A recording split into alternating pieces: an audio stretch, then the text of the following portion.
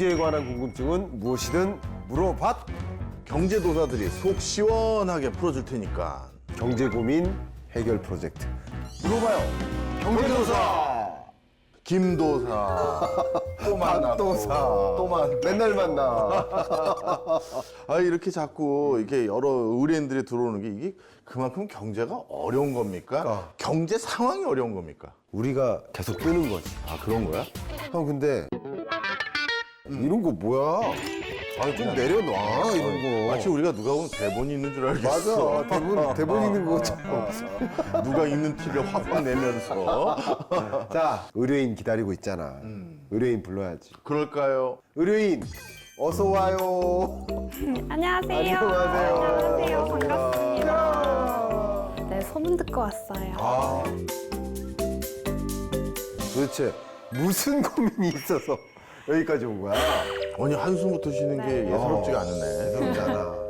제가 직장을 다니다가 이번 코로나 사태로 그만두게 됐는데, 네, 이게 그만두다가 이제 퇴직금으로 네, 살고 있었어요. 근데 이제 요즘 1인 사업이 많이 붐업이지. 네, 됐잖아요. 그래가지고 제가 그거를 소문을 듣고 이것저것 다 해본 거예요. 친구들 따라서. 근데 아주 쫄딱 말아먹은 거죠. 네, 그래가지고 이제 그러다 보니까 돈이 없잖아요. 그래서 설마 대출 광고에 눈이 그래가지고 지금 아주 참담한 네, 그런 상황입니다. 아니 근데 여기서 하나 걱정이 되네요. 혹시 대출을 받은 곳이 그 무시무시하다는 사금융을 갔습니까? 네, 맞습니다. 이게 문제야. 우리나라 청년 부채 있잖아. 보통 우리 청년들이 뭐 할 때 대출 받아? 뭐 학자금이나 아니면 집 계약할 때 보증금이나 뭐 생활비. 그렇지. 네. 지금 정확히 짚었어요. 이걸 이제 공식적으로 통계를 낸 곳이 있는데 한국청소년정책연구원에서 2021년 발간한 청년 사회경제 실태조사라는 게 있어.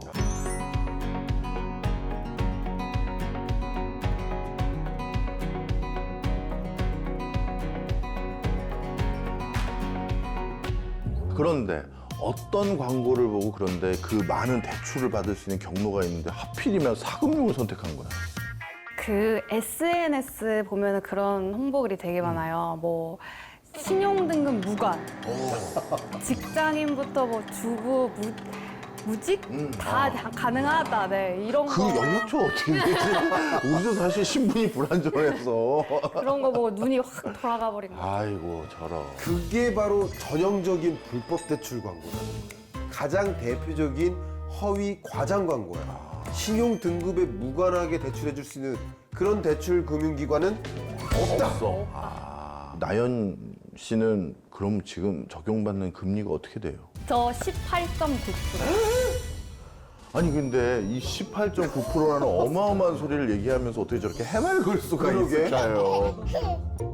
일단 지금 현재 법정 최고 이율이 연 20%입니다. 그러니까 국가에서 허용한 최고 이율에 가장 아슬아슬하게 걸릴 정도로 굉장히 높은 금리를 받고 있는 거야. 대출 받은 지 얼마나 됐어요? 저 한 6개월 정도 됐어요. 여기 신호가 오는데? 어떤 식으로? 지금 막 화장실 가야 돼? 감이 와. 이자 부담. 이자부 맞아요. 아니 근데 이자 부담도 걱정이지만 이런 사금융의 경우는 굉장히 강압적이고 고압적인 채권 수심을 하는 경우도 많다고 하는데 그런 피해도 조심해야 돼. 그뿐 아니라 특히 이 급전 대출, 즉시 대출. 또 있어. 당일 대출. 자, 이런 거 가능하다는 문구 적혀 있잖아. 미등록 대부업체들이 이렇게 자금 사정이 급한 이런 소비자들, 금융 소비자들한테 막 유혹해내려고 신용등급 무관, 급전대출, 당일대출 막 이렇게 해서 이게 대표적으로 쓰는 그런 광고 문구야. 절대 이거는 우리가 그런 데 빠져나오면 안 된다고. 그리고 저 뭐가 또 있네. 너무 긴장되는데. 그 대출 중개 수수료를 그 제가 받을 내야 된다? 뻔했어요. 내진 않아. 네, 내진 아이고. 않고 뻔했어요. 대출 중개 수수료 다 사기야. 그건 다 사기야. 이 대출 중개 수수료 이 명목 혹은 뭐 그 밖에 사례금, 뭐 착수료 이런 것들 운운하면서 뭐 돈 달라고 하는 거 있잖아. 이거 다 불법이야. 그건 안 냈다니까 일단 저도 다행이라는 생각이 듭니다. 그런데 지금은 이제 불법 사금융 피해가 얼마나 많은지부터 제가 한번 다시 알려드리면서 경각심을 좀 일깨워 드릴게요. 금융위원회에서 조사한 결과를 따라봤더니 작년도에 불법 사금융 피해 채무자가 무려 1,200명까지 올라갔고 그다음에 금융감독원을 통해 채무자 대리인 선임 지원을 신청한 사람들이 무려 1,200명인데 전년 대비 그럼 이 1,200명이라는 숫자는 얼마나 늘어난 거냐? 이 무려 90%까지 급증한 상황이에요.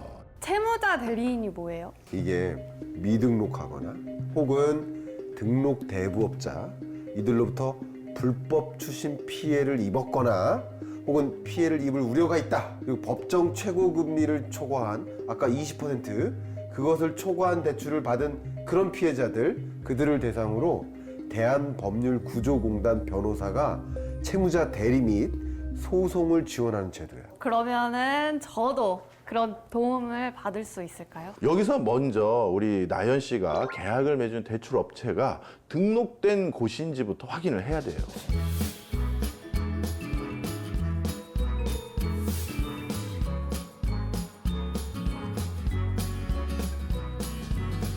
근데 어떻게 불법 대출 업체가 저한테 연락을 하는 거죠? 그거 저도 궁금해요. 그거 어떻게 된 겁니까? 이게 SNS에다가 혹은 뭐 대출 중개 사이트 있잖아. 여기다 만약에 대출 문의글을 쓰잖아. 그러면 그 글을 본 누가? 불법 사금융 업체들이 한도나 대출 가능 여부 이런 걸 댓글로 다는 거야. 아, 그러면은 그거를 보고 제가 다시 거기에 연락을 하는 거겠네요? 그렇다고 봐야겠지. 또 그 다음에 글을 올릴 때 제3자에게 개인정보 재공란이 있거든. 내 개인정보를 줄 수 있는지 이걸 체크해야만 하는 데가 있는데 거기에 이제 그걸 아마 체크를 했었을 가능성도 꽤 높아. 그렇게 되면 거기에 체크를 하는 순간 불법 사금융 업체가 정보를 열람하고 바로 연락을 하는 거야. 근데 솔직히 저는 이 이자 갚기가 너무 힘든데 어떻게 해야 될까요? 아, 역시 정부가 굉장히 많은 따뜻한 지원책들을 마련했는데 정부에서 지원하는 대출 상품이 있거든. 뭡니까? 햇살론. 아, 저 그거 알아요. 오. 살론.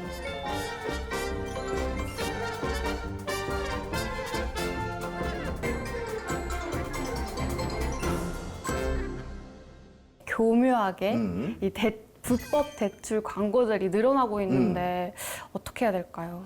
일단 이게 너무 요즘 신종 기법들이 많더라고. 나도 몇 개 보고 진짜 깜짝 놀랐어. 그러다 보니까 정말 아직까지는 제일 좋은 방법이 알아서 예방하는 수밖에 없어. 제도권 금융회사 막 이름을 막 쓰니까 일단 막 신뢰 주게도 하고 또는 정부에서 지원해주는 대출이다 이런 글귀가 막 들어가 있는 거야. 그러면 이런 글귀를 보면 일단 우리는 현혹되게 되겠지. 그러다 보니까 이런 것들에 그냥 무작정 딸려 들어가게 되어 있는데 그냥 이런 것들이 아닌지 맞는지 잘 선별을 해야 되고 제도권 금융회사는 절대 인터넷 광고, 이메일, 문자, SNS로 정부 지원 대출을 권유하지 않아. 그러니까 그런 걸 보면 일단 이건 의심부터 하는 게 맞아. 야, 또 여러 가지 광고 중에 있잖아. 이 대출, 금융 소비자들을 좀 파악을 하기 위해서 데이터를 확보하기 위해서 신용 등급을 올려주겠다. 뭐 이러면서 뭐 대출에 필요한 서류를 만들어준다. 뭐 이렇게 한다거나 재직 증명서 내라. 또 계좌 거래 내역서 이런 대출에 필요한 여러 서류들이 있잖아. 이런 서류를 만들어서 은행에 대출받게 해준다. 이런 광고. 이런 것들이 작업 대출업자.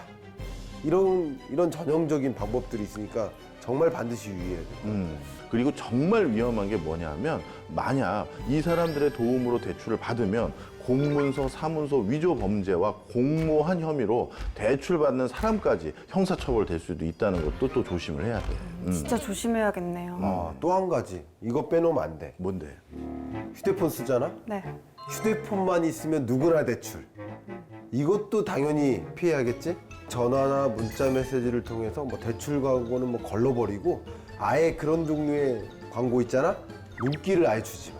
그냥 바로 스팸 처리해보는 게 제일 좋고, 그리고 문자 메시지나 모르는 사람에게 온 카톡 메시지가 있을 경우는 출처가 불분명한 인터넷 링크도 가끔 밑에 달려있을 때가 있거든. 그런 거 절대 클릭하면 안 돼. 클릭 금지. 만약에 대출 불법 업체에 그 서류를 보냈다면 제 개인 정보가 보내지는 거 아니에요? 그렇지. 그런 경우에 있잖아. 개인정보 노출자 사고 예방 시스템 여기에 등록을 해야 돼. 그 밖에 또 있는데 금융감독원 민원센터가 있어. 1332. 그렇지. 1332. 또는 금융회사 영업점을 방문해서 등록해도 되고 다양한 방법을 통해서 대응을 해야 될 것 같아. 저희 그거를 등록해 놓으면 어떻게 보호받을 수 있는 거예요? 일단 본인 명의로 통장 개설, 대출 신청, 인터넷 뱅킹 신청, 그다음에 신용카드 발급 등의 신규 금융 거래가 생길 때 본인 확인을 더욱 엄격히 할 수 있게 되고 명의 도용을 사전에 차단할 수 있는 장점이 있는 거야. 그러니까 뭐 이런 게 진짜 어려워 보이잖아. 근데 조금만 신경 쓰면 이 불법 금융 광고나 대출 사기를 완전히 피할 수 있으니까 이런 것들은 꼭 잊지 말도록 해야 될 것 같아. 이제 가장 중요한 나연 씨의 경제적 미래를 점쳐줄 시간이 벌써 왔어. 자, 이 5개 부채 중에 오늘 또 하나를 찝어보세요. 첫 번째요. 알겠습니다.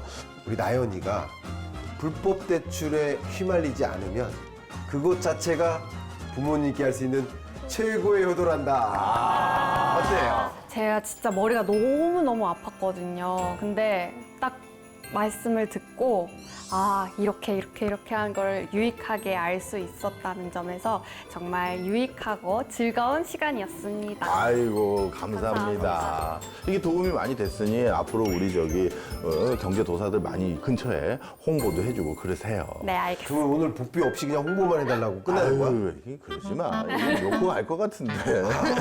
자, 그럼 오늘도 마무리 멘트를 외치면서 마무리를 해볼까요? 오늘도 다 같이 고민 해결!